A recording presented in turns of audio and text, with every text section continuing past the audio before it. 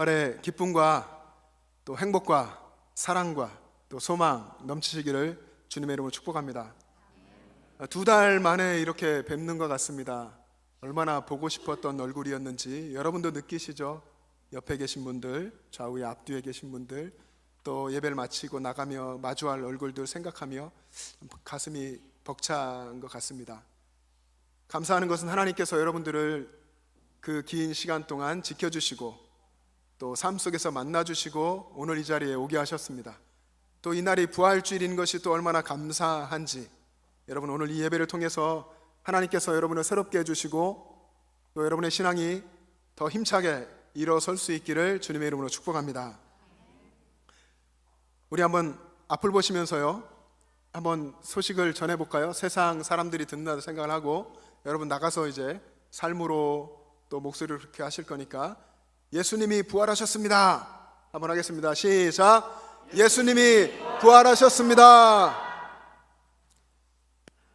옛날에요 아주 옛날에 언젠가 세상에 있는 사탄들이 다 모였답니다. 사탄들이 다 모여서 회의를 하게 됐는데 그 회의의 주제가 부활절 죽이기, 어떻게 하면 부활절을 없앨 것인가, 부활절 죽이기라는 주제로 사탄들이 모였습니다. 현수막도 걸고 모여서 치열하게 아이디어를 내고 회의를 합니다. 사탄들이 각자 기발한 생각들을 이야기하는데 듣고 있었던 이제 사탄이, 대장 사탄이 이야기합니다. 우리가 예수님의 탄생 성탄절을 최대의 축제로 만들자. 예수님이 태어난 날을 연휴로 정하고 그날에 카드도 쓰게 하고 또 선물도 서로 나누게 하고 파티를 하게 해가지고 성탄절을 크게 만들어서 부활절을 없애자. 점점점 약화시키자. 그렇게 되면 아마 부활절은 그들에게 점점 흥미가 없어질 것이고 부활절에 칸타타 몇 곡 부르고 계란 몇 개 나눠 먹고 이렇게 끝날 것이다. 이 말을 들은 다른 사탄들이 처음에는 의아하게 생각을 했는데 그 말을 이제 생각해 보니까 일리가 있는 것 같아요. 그래서 사탄들이 그렇게 하기로 결정을 하고 부활절을 죽이기 위해서 세상으로 흩어졌다고 합니다. 옛날에. 그래서 이제 부활절 죽이기에 사단이 지금도 열심을 내고 있겠죠. 믿음의 사람들은 조심하셔야 합니다. 특히 여러분 마음속에 부활의 감격이 있고 기쁨이 있고 부활의 생명이 꿈틀꿈틀하고 정말 주님을 사랑하고 헌신하고 있다면 조심하셔야 됩니다. 우스갯소리 같고 누군가 지어낸 이야기 같지만 우리에게 정말 큰 의미를 전달해 주는 이야기입니다. 사탄이 부활절의 의미를 퇴색시키고 약화시키고 없애고 죽이려고 한다면 우리는 어떻게 해서든지 이 부활절 믿음으로 지켜야 할 것이고 부활절 살리기에 힘써야 할 줄로 믿습니다. 부활은 기독교 우리 신앙의 핵심입니다. 사탄이 그렇게 벌벌 떨고 어떻게든 없애야겠다 하는 것이 바로 이 부활의 신앙인 것입니다. 그래서 우리도 이 부활의 신앙을 어떻게 해서든 지키기 위해서 목숨을 바쳐서라도 이 부활 신앙을 여러분의 삶 속에서 여러분의 가정에서 일터에서 지켜내야 하는 것입니다. 내가 죽고 예수님으로 사는 그 부활 신앙이 여기 계신 여러분들 한 분 한 분들의 심령 속에 그 가정에 차고도 넘치고 충만하게 되기를 주님의 이름으로 축복합니다. 나는 없습니다. 주님, 저는 이미 주님의 십자가에서 죽었습니다. 저는 주님의 은혜로 삽니다. 주님이 생명 주시고 오늘도 호흡을 주시고 저를 일으켜 세우셔서 걷게 하시니 제가 걸음을 떼고 제가 살아갑니다 하는 이런 부활의 신앙이 우리 가운데에 있어야 할 줄로 믿습니다. 이 부활의 신앙을 여러분 잃어버리면, 이 부활의 신앙이 약해지면 우리가 믿음도 잃습니다. 용기가 없어집니다. 두려워하게 됩니다. 믿음의 사람이 이것을 잃어버린다면 세상이 어떻게 되겠습니까? 믿음의 사람이 예수님을 마음에 품고 이 땅을 살아가는 세상의 빛이라고 한다면, 우리가 그 빛을 잃으면 이 세상이 어떻게 되겠습니까? 우리는 고백합니다. 십자가가 구원이요, 구원의 완성이요, 승리라고 한다면, 그러면 부활은 이 십자가 구원에 대한 확증입니다. 그런데 여러분 한번 생각해 보시죠. 부활이 확증이라고 하는데, 이 부활이 없었다면, 예수님께서 십자가에서 죽으시고 그리고 무덤에 묻히시고 무덤이 돌문으로 막히고 인봉이 됐습니다. 그리고 아무 일도 일어나지 않았다면, 하나님의 역사가 거기서 끝났다면, 십자가가 끝이라고 한다면, 여러분 정말로 그랬다면 어떻게 됐겠습니까? 사탄이 쾌가를 부르고 세상이 사탄의 천지가 돼서 죄와 사망의 그 지배 아래에서 이 세상에 있을 것이고, 이 세상은 정말로 심판과 멸망을 향해서 치닫고 무법천지가 되었을 것입니다.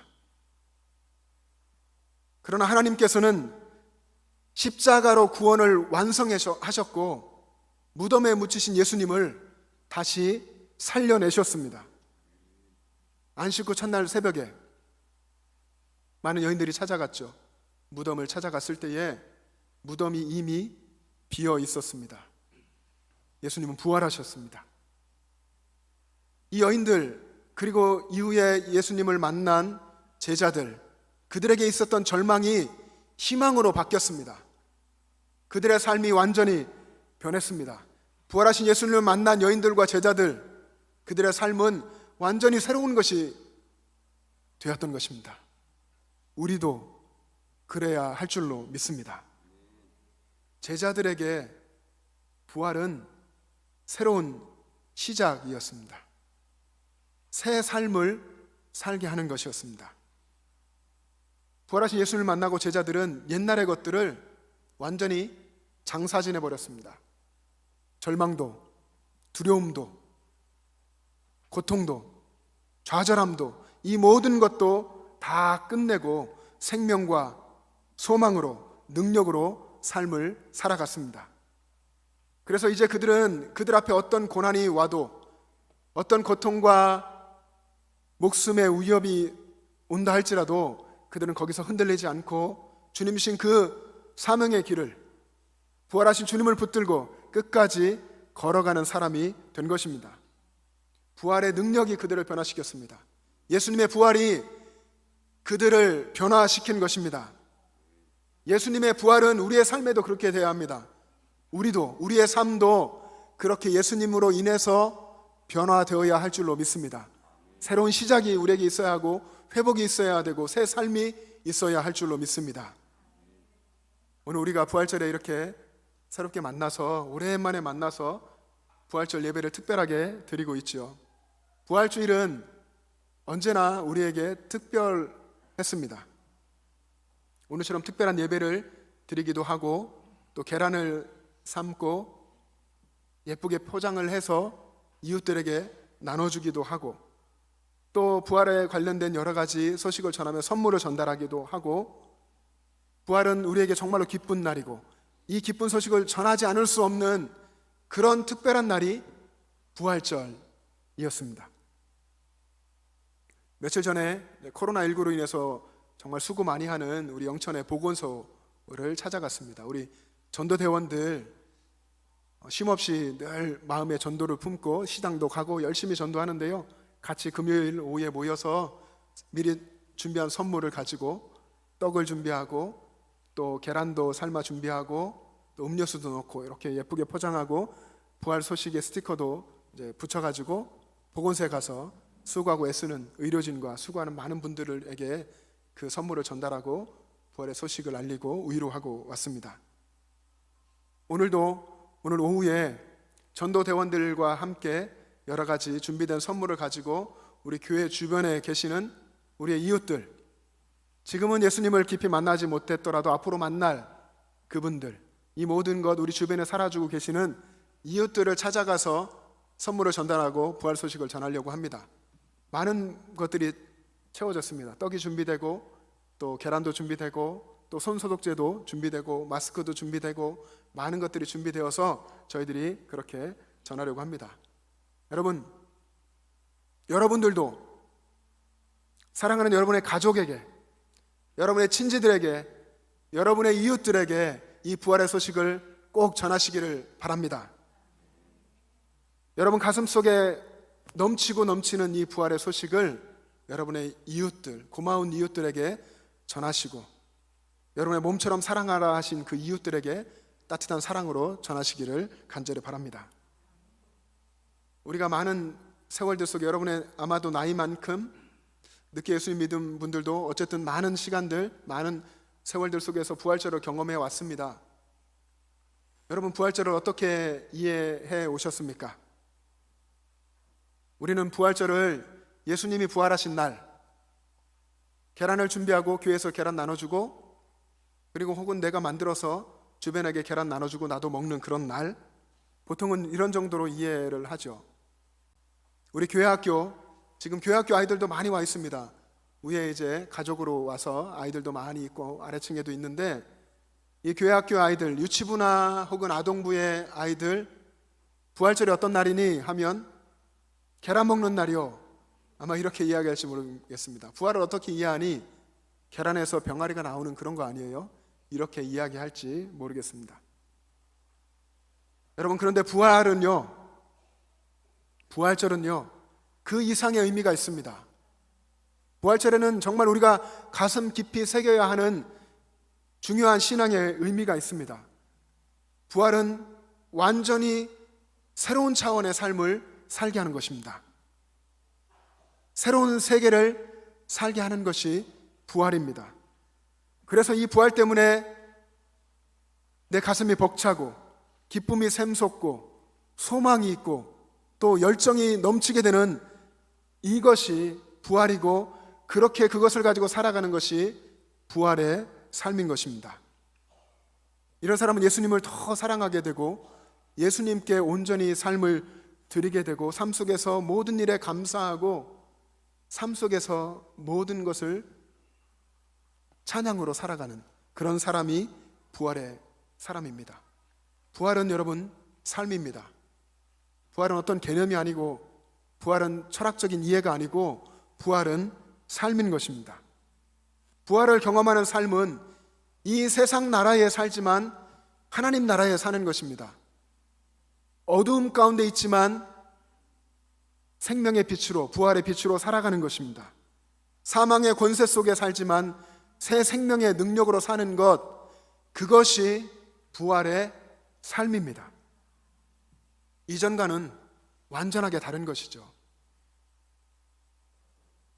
여러분 2000년 전에 예수님이 십자가에 달리실 때에 예수님의 십자가 죽으심을 본 제자들 혹은 그 앞에서 미리 도망한 사람들, 도망한 제자들, 예수님을 따라갔으나 예수님을 부인하고 저주하고 맹세까지 한 그 제자,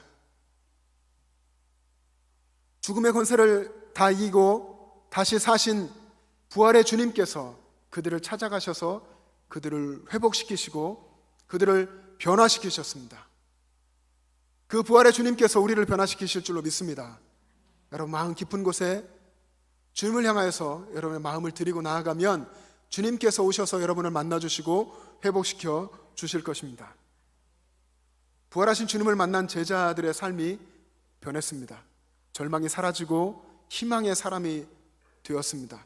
부활 생명을 가지고 주님이 주신 새 사명을 붙들고 그들의 신앙의 길을 걸어갔고 어떤 고난도 이기고 어떤 죽음의 위험도 이기고 견디며 순교하기까지 그들의 길을 걸어갔습니다.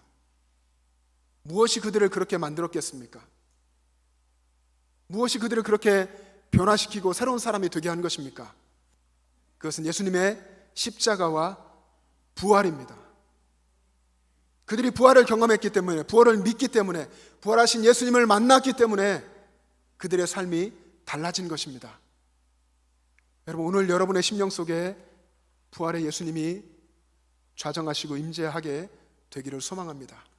그래서 주님을 붙들고 여러분의 남은 삶을 살아갈 수 있기를 바랍니다. 예수를 만난 제자들에게는 확신이 생겼습니다. 그래서 고난을 당할지라도 흔들리지 않고 그들이 믿음의 눈으로 하나님 나라를 바라보며 걸어갈 수 있었던 것입니다. 예수님의 수제자 베드로를 한번 생각해 보십시오. 십자가 앞에서 그는 도망하고 저주하고 부인하고 맹세한, 단적으로 말하면 실패한 제자였습니다. 그런데 예수님은 베드로를 찾아와서 베드로를 회복시켜 주셨습니다.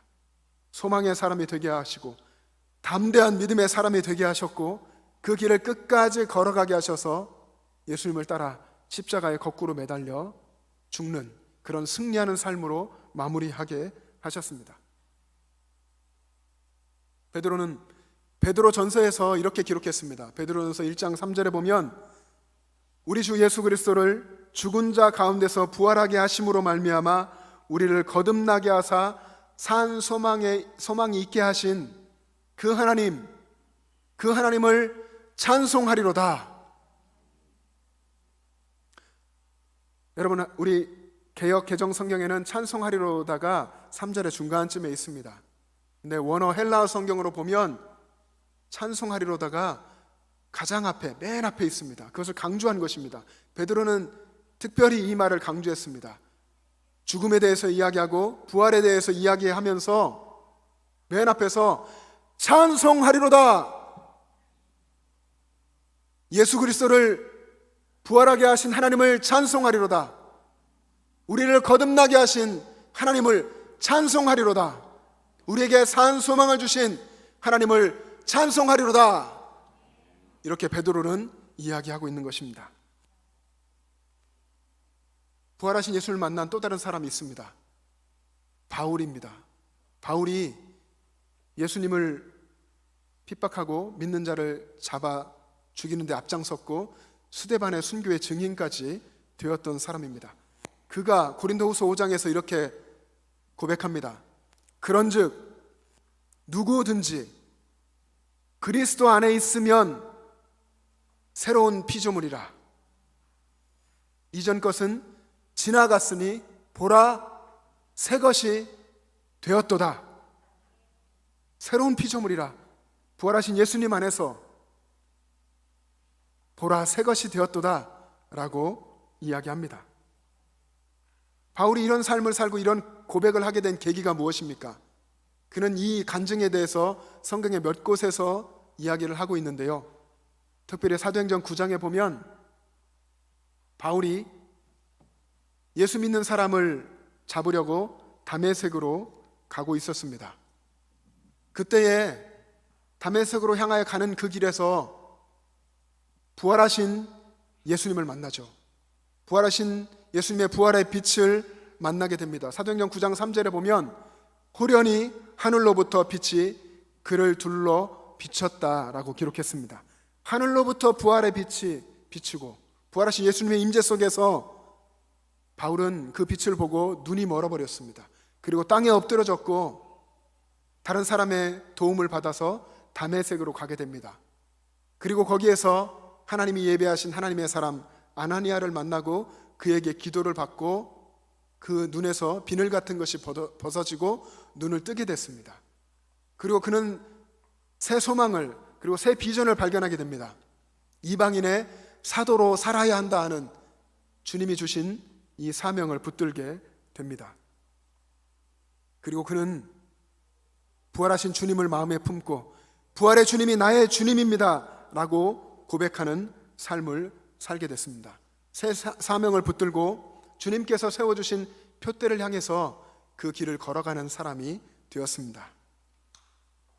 하늘 영광을 바라보면서 고난도 기뻐하고 고난도 오히려 즐거워하는 그런 부활 신앙으로 사는 사람이 된 것입니다.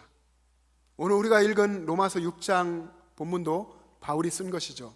로마 교회 성도들에게 바울이 이 편지를 썼습니다. 이 내용을 살펴보면 바울이 그렇게 이야기하는 것 같습니다. 부활의 주님, 부활의 그 주님은 나의 주님입니다. 부활의 주님이 로마교회 성도 여러분들의 주님이 되어야 합니다 라고 말하는 것 같습니다. 주님과 함께 내가 죽고 주님과 함께 나는 살았습니다 라고 고백하고 있는 것입니다. 그리고 성도들에게 부활의 새 생명 가운데 행하십시오. 부활의 새 생명으로 사십시오 라고 말합니다.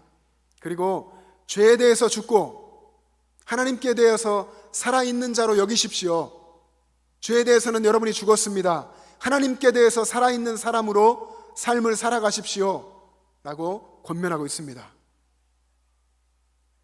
삶 속에서 부활로 살라는 것이죠.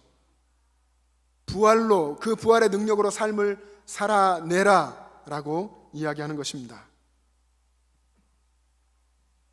여기 계신 많은 분들이 아마 모태신앙이실 것 같습니다. 또 오래도록 신앙생활을 하셨을 것입니다.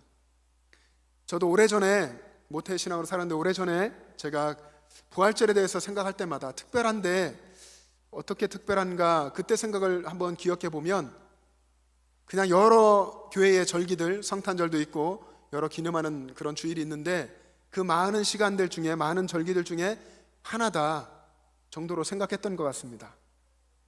부활의 정확한 바른 의미를 잘 이해하지 못했던 거죠.